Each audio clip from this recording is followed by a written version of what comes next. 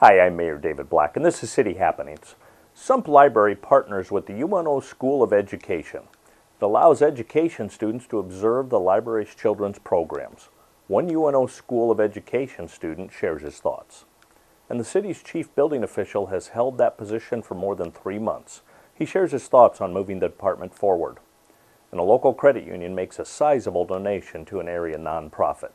Please enjoy these stories that are next in City Happenings for the week of March 26th. Thanks, Mayor Black. Sump Library continues working within the community.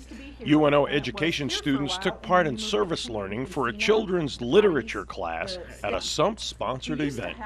Because we all want to be teachers, and so they want us to get involved, especially to help kids enjoy reading and to facilitate that reading experience, because a lot of kids nowadays aren't into reading as much as they could be, as much as they should be.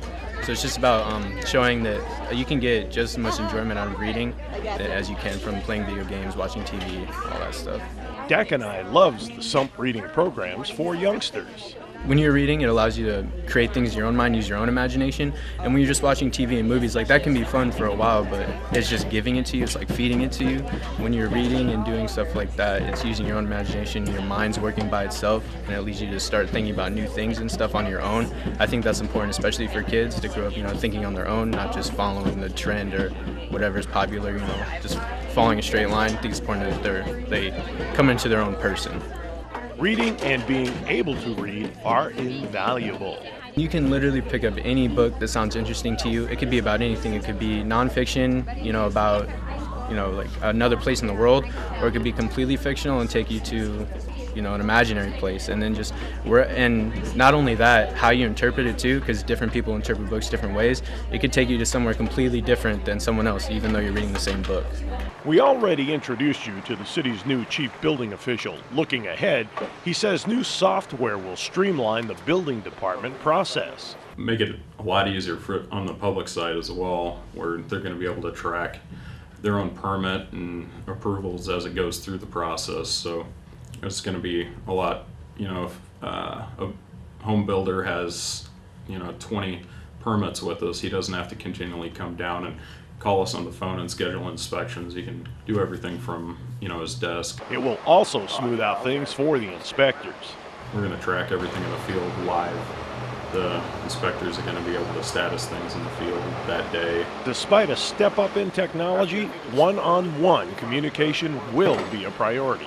I've worked construction in a bunch of different jurisdictions, and your ability to reach anybody in a building department, depending on the jurisdiction, can be a little tough, and that's something we really pride ourselves on, is connectivity with any of the inspectors or myself, any of our staff. Insulation from the public is not part of the plan.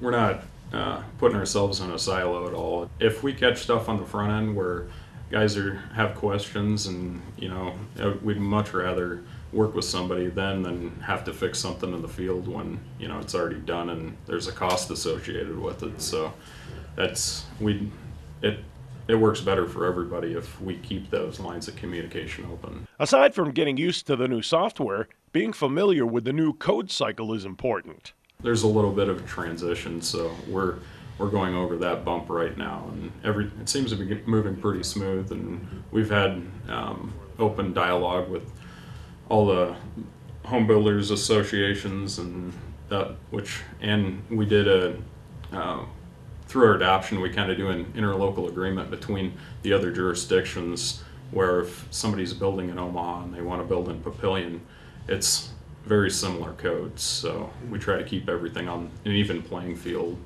because we're so interconnected anyway. But yeah, that really seemed to ease the code adoption. In the end, it's amazing to be part of Papillion's growth. Going and inspect a house here and there, and just the way we've exploded, and a minor league ball field, and 2 major data centers. We have a lot of new residential neighborhoods that are coming up, and it's pretty amazing time to be in the building department and this amount of growth. So it's pretty exciting. Local business PenFed Credit Union made an employee-backed donation to a faith-based charity organization that helps military veterans. We have an employee-driven charitable donations throughout the year. It is a true democratic process. We get nominations for the employees, they vote on it, and if you get the most votes, you win. And I'm happy to say that Chariots for Hope was one of our winners this quarter, and I have a check to present to you on behalf of the employees of the Nebraska region. So congratulations. Thank you so much. We're thrilled to support organizations that help the community. So, and you were selected by the employees, and they're very, very thrilled to present that to you. Well, thank you. And on behalf of Chariots for Hope, thank you so much for recognizing our heart and what we're doing here in the community and moving lives forward through the gift of transportation. It's such a need here in Omaha, especially in the Sarpy County area.